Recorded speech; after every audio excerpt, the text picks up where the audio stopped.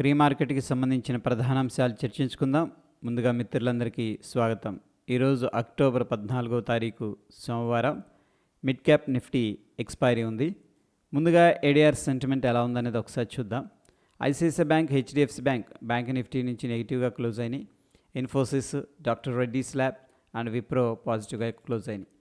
So mixed context అనేది ADRs నుంచి కనిపిస్తూ ఉంది.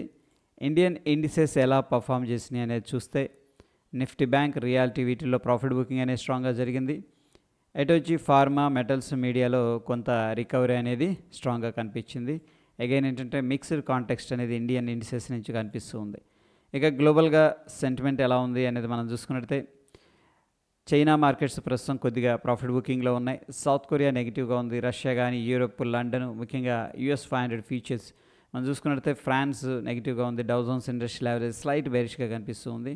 దాని తర్వాత హ్యాంగ్సెంగ్ ఏషియా మార్కెట్, జపాన్ కొద్దిగా బులిష్లో కనిపిస్తూ ఉన్నాయి. US మార్కెట్స్లో కొంత ఫ్లాట్ టు బేరిష్నెస్ కనిపిస్తుంది. గ్లోబల్గా అంత అగ్రెసివ్ బులిష్ సెంటిమెంట్ అయితే కనిపించట్లేదు. ఇక ఎకనామిక్ క్యాలెండర్ విషయానికి వస్తే ఈరోజు ఎటువంటి ఈవెంట్స్ నిన్న కానీ ఈరోజు కానీ లేవు. ఈరోజు జపాన్ హాలిడే ఉంది. రిజల్ట్స్ విషయానికి వచ్చేసరికి ఫ్యూచర్ అండ్ ఆప్షన్స్లో ఉన్న స్టాక్స్ హెచ్సిఎల్ టెక్, రిలయన్స్ అనేది రిజల్ట్స్ అనౌన్స్ చేస్తూ ఉన్నాయి. ఈ రెండు కూడా హెవీ వెయిట్స్ ఉన్న స్టాక్. ముఖ్యంగా రిలయన్స్ మనం వాచ్ చేయాల్సి ఉంది. దానివల్ల కొంత వాలటిలిటీ అనేది మార్కెట్లో ఉండే అవకాశం ఉంది. ఫ్యూచర్ అండ్ ఆప్షన్స్లో కొన్ని స్టాక్స్ బ్యాన్ లిస్ట్లోకి వెళ్ళాయి. Chambal fertiliser, GNFC, Punjab national bank, RBL bank, Hindu copper, Granules, SAIL, Manappuram, IDFC first bank. So friends, వీటిలో ఏంటంటే మనం ఈ యొక్క ఫీచర్స్ అండ్ ఆప్షన్స్ ట్రేడ్ చేయలేం. ప్రీవియస్గా బ్యాన్ లిస్ట్లో ఉన్న Bandhan bank, Birla soft, Tata chemicals బయటికి రావడం జరిగింది. వీటిలో మన ఫీచర్స్ అండ్ ఆప్షన్స్ ట్రేడ్ చేసుకోవచ్చు. ఇక national aluminium, IEX, Aarti industries probability ఉంది బ్యాన్ లిస్ట్లోకి వెళ్ళటానికి. హీట్ మ్యాప్ అనేది మనం అబ్జర్వ్ చేసినట్టయితే ట్రెంట్, హిందాల్కో అనేది టాప్ గెయినర్స్గా ఉన్నాయి. M&M, సిప్లా, ICICI బ్యాంక్, TCS, మారుతి ఇట్లా చాలా స్టాక్స్ కొద్దిగా నెగిటివ్గా అయితే క్లోజ్ అయినాయి. సిగ్నిఫికెంట్గా లాంగ్ బిల్డప్ జరుగుతున్న వాటిలో national aluminium, Divi's labs, Oberoi realty, Deepak nitrite, Abbott India అనేది కనిపిస్తుంది.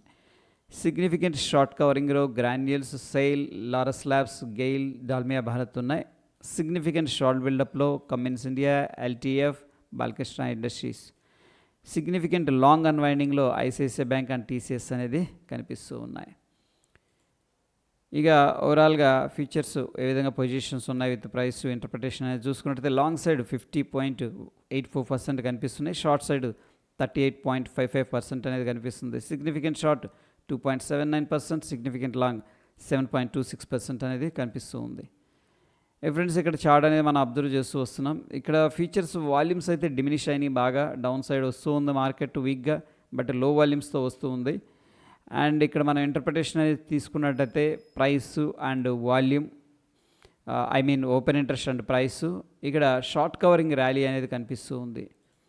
ఇక పార్టిసిపెంట్ వైజ్గా డేటా అనేది ఒకసారి చూస్తే ఇక్కడ FIS సిగ్నిఫికెంట్గా ఇండెక్స్ ఫీచర్ని అయితే షార్ట్ చేశారు. స్టాక్ ఫీచర్స్లోనే బుల్లిష్గా ఉన్నారు. అగైన్ స్టాక్స్ని ఏంటంటే సెల్ చేశారు. ప్రొపరేటివ్ విషయానికి వస్తే అన్నిట్లో కూడా బెరిష్గా ఉన్నారు. క్లయింట్ మాత్రం అన్నిట్లో కూడా బుల్లిష్గా ఉన్నారు.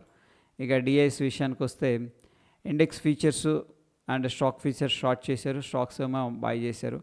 సో మొత్తం మీద మనం అబ్జర్వ్ చేసినట్టయితే FIS 4,163 కోట్లు క్యాష్ మార్కెట్లో సెల్ చేశారు.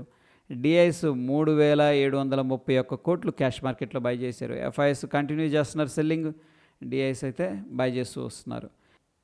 ఇక నిఫ్టీలో ఇంపార్టెంట్ లెవెల్స్ అనేది మనం చూసుకున్నట్టయితే ప్రస్తుతానికైతే గ్యాప్ అప్ అయింది. సో 25,095 అనేది వెరీ ఇంపార్టెంట్ లెవెల్ అని చెప్పేసి చెప్పుకోవచ్చు. దాని తర్వాత 25,192 ఇంపార్టెంట్ రెసిస్టెన్స్. సపోర్ట్ విషయానికి వస్తే 24,940, దాని తర్వాత 24,882 అని చెప్పేసి చెప్పుకోవచ్చు. ఒకసారి బ్యాంక్ నిఫ్టీ లెవెల్స్ చూద్దాం. ప్రస్తుతానికి మనం చూస్తే 51,412, దాని తర్వాత 51,777 ఇంపార్టెంట్ రెసిస్టెన్స్ లెవెల్స్. సపోర్ట్ విషయానికి వచ్చేసరికి 50,800, దాని తర్వాత 50,550 డౌన్ సైడ్. ఈరోజు మిడ్ క్యాప్ నిఫ్టీ ఎక్స్పైరీ ఉంది కాబట్టి దాని లెవెల్స్ కూడా చూద్దాం. ఇమీడియట్గా మనకున్న రెసిస్టెన్స్ లెవెల్స్ 13,044, దాని తర్వాత 13,170 అనేది మనకున్న రెసిస్టెన్స్. సపోర్ట్ విషయానికి వస్తే ప్రస్తుతానికి గ్యాప్ అప్ అయిందనుకోండి 12,956, దాని తర్వాత 12,829 రెండు కూడా సపోర్ట్ లాగా ఉండే అవకాశం ఉంది. ఇక ఇండియా విక్స్ అనేది చూసుకున్నట్టయితే ప్రస్తుతానికి కూల్ ఆఫ్ అయింది, 2% నెగిటివ్గా క్లోజ్ అయింది. ఆప్షన్ ప్రీమియమ్స్ కొద్దిగా తగ్గి ఉంటాయి. ఇక నిఫ్టీ అనేది మనం తీసుకున్నట్టయితే ఒక స్ట్రాంగ్ డ్రాప్ జరిగింది, కొద్దిగా కన్సోలిడేషన్ మోడ్లో ఉంది బిగ్గర్ పిక్చర్లో. బ్యాంక్ నిఫ్టీ పరిస్థితి కూడా అదేను. ఇక డాలర్ ఇండెక్స్ పరిస్థితి స్ట్రాంగ్గా దూసుకెళ్తుంది. ముఖ్యంగా Dow Jones industrial average future అయితే ప్రస్తుతానికి బుల్లిష్గానే ట్రేడ్ అవుతూ ఉంది. ఇక గిఫ్ట్ నిఫ్టీ అనేది మనం అబ్జర్వ్ చేసుకున్నట్టయితే ఈరోజు స్ట్రాంగ్ గ్యాప్ అప్ అయింది యాక్చువల్గా. ఓకే, ఎన్ని పాయింట్లు అనేది ఒకసారి చూస్తే మార్నింగ్ చూసినప్పుడు 80 పాయింట్స్ దాకా వెళ్ళింది. ఓకే, ఒక 60 పాయింట్లు అయితే దగ్గర 60 పాయింట్లు గ్యాప్ అప్ అయింది. ఓకే, ఎనీహౌ మళ్ళీ ఏమవుతుందంటే కొద్దిగా కూల్ ఆఫ్ అనేది జరుగుతూ ఉంది. ప్రస్తుతం సిచ్యువేషన్లో 25,102 దగ్గర గిఫ్ట్ నిఫ్టీ అనేది ట్రేడ్ అవగా మన నిఫ్టీ ఫ్యూచర్ వచ్చేసరికి 25,049 అంటే ఒక 50 వేసుకుందాం.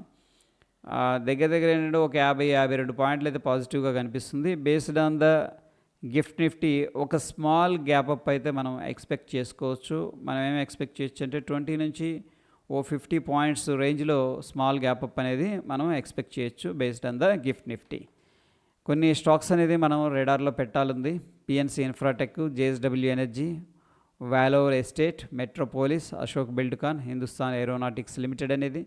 ఈ యొక్క లింక్ అనేది నేను టెలిగ్రామ్లో షేర్ చేస్తాను, అక్కడ నుంచి ఒకసారి చదవండి. ఈ టెక్నికల్గా సమరీ అనేది మనం తీసుకున్నట్టయితే బ్యాంక్ నిఫ్టీ అనేది స్ట్రాంగ్ సెల్ అనేది సజెస్ట్ చేస్తుంది based on the oscillators and indicators.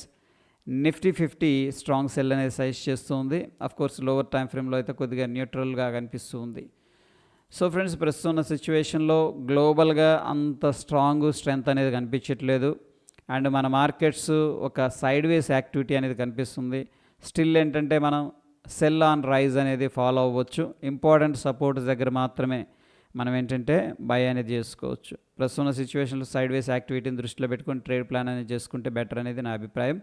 That is all about pre market report friends. మరొక ఇంట్రెస్టింగ్ ఎపిసోడ్తో మళ్ళీ కలుసుకుందాం. Stay tune. ధన్యవాదాలు.